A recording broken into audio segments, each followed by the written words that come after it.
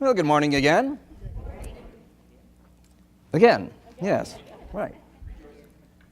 Rejoice, yes. Prior to their immigration to the United States, Albert and Elsa Einstein lived through the severe economic times of post-World War I Germany. Apparently during this time, Elsa saved old letters and other scraps of paper for Albert to write on. Years later, Elsa engaged in a public relations tour of American research laboratories. On this tour, American scientists, seeking to impress her, explained the latest scientific equipment and developments. Eventually, she was ushered into a high-chambered observatory and was shown another, even larger scientific apparatus. When she asked, "What's that one for?" the scientist in charge proudly responded, "Mrs. Einstein, we use this equipment to probe the deepest secrets of the universe." To which Mrs. Einstein responded, "My husband did that on the back of old envelopes." There have been many great scientists, but there's only been one Albert Einstein. In 1722, the town council of the city of Leipzig was looking for a person to serve as a cantor in the school of St. Thomas, and also as an organist for the church of St. Thomas. The council searched for this new person and selected one who 3 weeks later turned them down. They then contacted their second pick, and he too turned them down. They decided, as one member of the council subsequently wrote, that since the best man could not be obtained, a mediocre one would have to be accepted. The third choice they hired, the mediocre candidate, was Johann Sebastian Bach. That poor town council. They had to settle for arguably the greatest composer of church music who ever lived, Johann Sebastian Bach. Charlie Chaplin was visiting the study of his friend Pablo Picasso. Picasso made a sudden gesture and accidentally spilled some paint on Chaplin's white slacks. Picasso said, "I'm so sorry, Charles. I'll get some spirit and remove it." And Chaplin said, "Please don't. Just leave the paint where it is inside my trousers."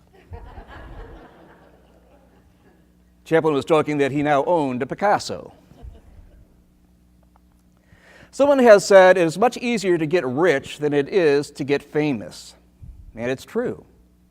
There are many rich people in the world, but there are relatively few people whose names are universally recognized.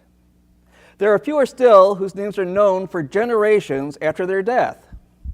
Johann Sebastian Bach, Albert Einstein, Charlie Chaplin, Pablo Picasso.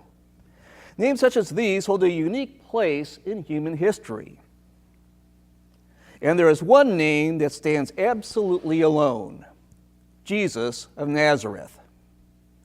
There have been many who have left their imprint on the human enterprise, but only one shattered the wall between life and death: the humble carpenter of Galilee.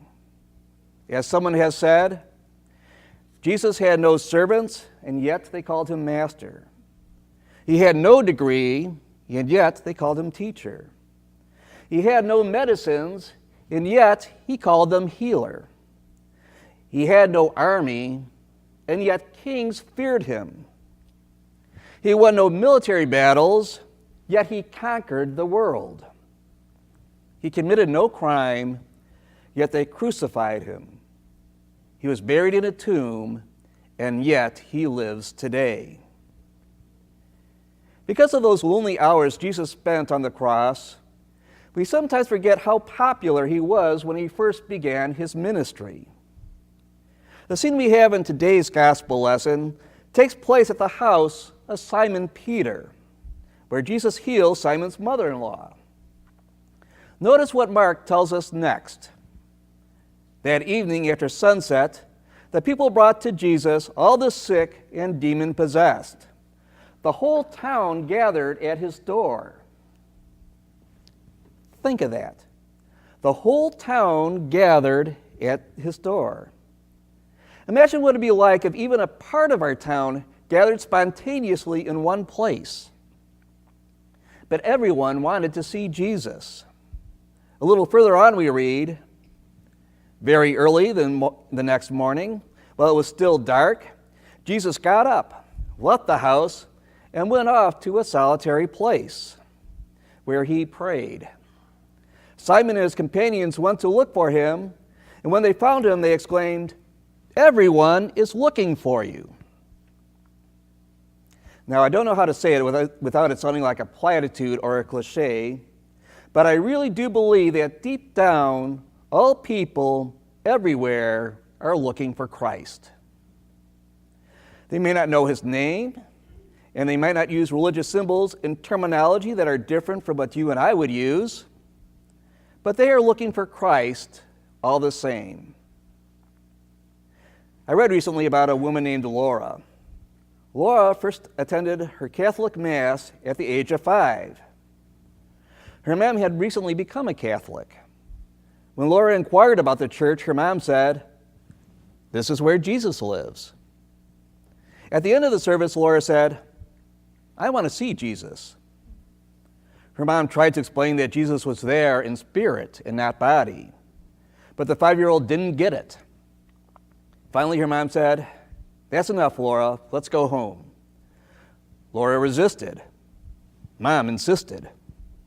Then Laura bolted across the aisle and bear hugged a marble post, and she yelled out for all to hear, "I'm not leaving until I see Jesus." Her mother felt humiliated. The more she asserted, the louder Laura protested.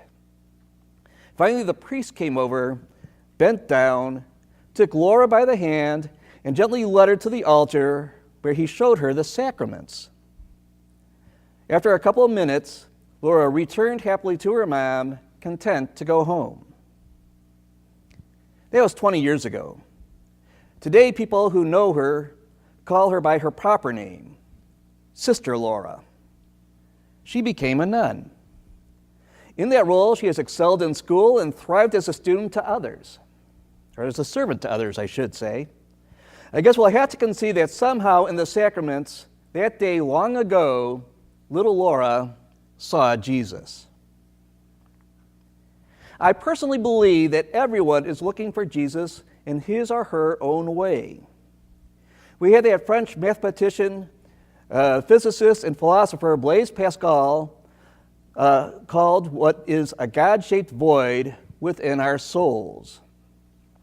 We try to fill it with all kinds of inappropriate and ineffectual substitutes: power, wealth, sex, drugs.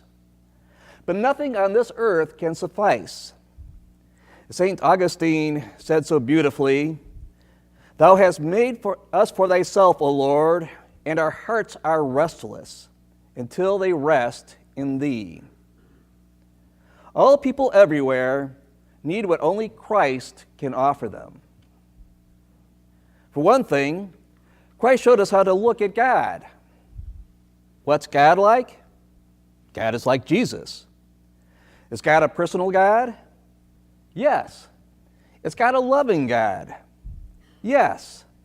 Is God responsive to our needs? Yes. How do I know? Jesus. In his person and in his teachings, Jesus shows us everything we need to know about God. A little girl was confronted with some of the savage and bloodthirsty parts of the Old Testament. That didn't cause her to stumble. Her comment was, "But that happened before God became a Christian." Well, her theology may not be all that sophisticated, but she's right that Jesus gives us a clearer picture of what God is like than the Old Testament writers possibly could. In one of William J. Locke's novels, there's a very wealthy woman who spent half a lifetime on tour of the great sights of the world. She is weary and she's bored.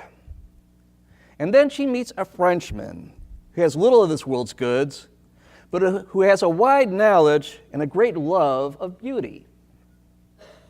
He comes to her on tours, and in his company, things are completely different. I never knew what things were like, she said to him, until you taught me how to look at them. And in the same sense, humanity could not know what God was like until Jesus showed us how to look at God. Jesus also taught us how to look at life. How are we to take life? Life with its joys and its heartbreaks. Life with its mountains and its deep, deep valleys. Pastor Edward Marquardt of Seattle tells about hearing a former NFL coach, Sam Ratigliano. He spoke one time at a banquet. Pastor Marquardt assumed that he was going to hear one of those Jacks for Jesus banquet speeches, in which he would be told how Jesus helped his NFL coach to win so many victories. Marquardt was cynically humming in his mind his favorite football hymn just before Ratigliano spoke. Drop kick me, Jesus, through the goalpost of life, end over end, neither left or to the right. Straight through the heart of those glorious uprights, drop kick me, Jesus, through the goalposts of life. That was the kind of witness Marquardt expected. Instead, San Ratigliano told how he and his wife were driving one evening when their 2-year-old daughter was in the back seat. Suddenly, a car was upon them, and there was an accident. The car rolled over, the child was thrown out, and was pinned underneath the car. Marquardt, with a cynical attitude, expected the NFL coach to say something like, I found enormous strength in myself, picked up the back bumper of the car just 1 inch, just enough for my wife to get her safely out. Or he would tell them, suddenly, miraculously, a tow truck came driving by at that very instant, lashed onto our car, lifted it up, and we pulled her safely out. Or he would say, the ambulance arrived, and so did a tow truck. She was taken to the hospital, we prayed for months, and she was finally healed. But instead, he simply said, she was dead. Ratigliano then went on to tell how he and his wife grieved so deeply for so long over the death of their little girl. It was an awful time for them, the most difficult time in their marriage. Time went on, and they got pregnant again, finally, in answer to prayer, and that baby was about to be delivered, and it was stillborn. It was too much for them to take, too much to handle, too much to grieve. As time went by, San Ratigliano started to negotiate with God. God, if you bless us with another pregnancy, we'll give our lives to you and dedicate the child to you. If you give us a healthy child, we'll be yours and do what you want us to do with the rest of our lives. If you. And a quiet voice spoke back to Sam's inner spirit.